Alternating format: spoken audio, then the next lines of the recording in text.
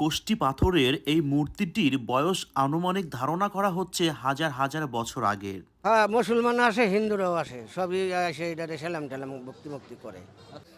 এটা 200 বছর 250 বছর আগে এই নদীতে পাওয়া গেছে। মাঝিরা মাঝিরা পাইছিল। ঠিক ১০০ বছর আগে এই বটগাছের নিচে রাখা হয়েছে এই কোষ্টি পাথরের মূর্তিটি। টিনের চাল ভেদ করে এই বটগাছটি আস্তে আস্তে বড় হচ্ছে। ঠিক তারই নিচে ১০০ বছর ধরে রাখা হয়েছে এই কোষ্টি পাথরের মূর্তিটি। এটাতে কবে জন্ম হয়েছে তা আমি বলতে পারবো না। তখন সত্যযুগে ছিল নারায়ণ, এটার নাম হলো নারায়ণ, আর এমনি নাম হলো বাসুদেব। বাসুদেবের এক নাম হলো নারায়ণ। 50-60 বছর ওই চান্দর বাজার ছিল, ওখান থেকে না এখানে একটা নিম গাছ আসছিল, এই নিম গাছের গুড়ে থুইছিল, এক সাধুতে জল ফুল দিছে। হ্যাঁ, চলে যাওয়ার পরে আবার এই বট গাছের এখানে আইনা ওইটা আইনা